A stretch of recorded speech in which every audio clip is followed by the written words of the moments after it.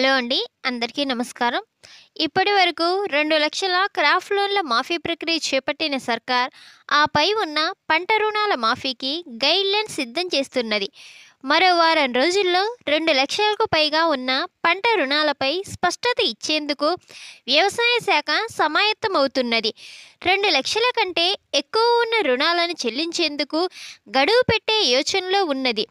నిర్ణయించిన 2,00,000 కంటే ఎంత ఎక్కువ రుణాలు ఉన్నాయనే దాన్ని బట్టి కాలపరిమితి విధించి రైతులు బ్యాంకు అప్పులు చెల్లించుకునే వెసులుబాటు కల్పించనున్నది.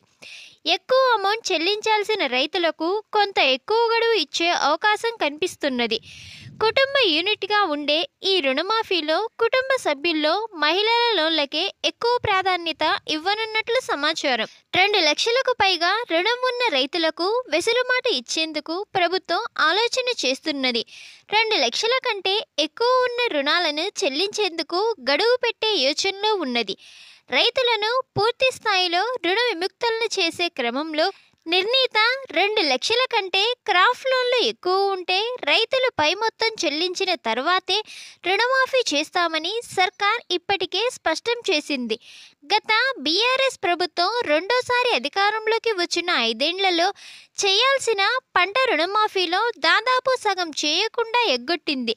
ఈ ఎగ్గొట్టిన 9,000 కోట్లకు పైగా ఉన్న పంట రుణాలను రైతులు రెన్యువల్ చేసుకోవడంతో ఇప్పుడవి 60% పైగా ఉన్నాయి. 2,00,000కు పైగా ఉన్న పంట రుణాల జాబితాలో చేరిపోయాయి. ఈ నేపథ్యంలో 2,00,000కు పైగా లోన్ ఉన్న రైతులకు పంట రుణమాఫీ చేసేందుకు సర్కార్ ప్రత్యేక కార్యాచరణ సిద్ధం చేస్తున్నట్లు తెలుస్తున్నది.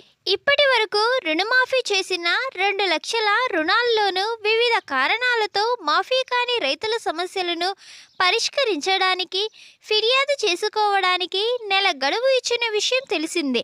రైతుల నుంచి అగ్రికల్చర్ అధికారులు ప్రత్యేక ఫార్మెట్లో 9 రకాల వివరాలు రాతపూర్వకంగా తీసుకోవడంతో పాటు మరో 5 రకాల ధృవీకరణ పత్రాలు సేకరిస్తారు.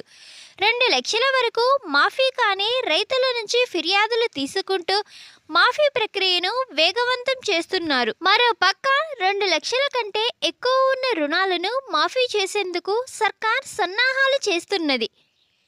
ఈ వీడియోపై మీ అభిప్రాయాన్ని కామెంట్ చేయండి. అలానే ఇలాంటి లేటెస్ట్ అప్డేట్స్ కోసం మన ఛానల్ని సబ్స్క్రైబ్ చేసి సపోర్ట్ చేయండి. Thank you.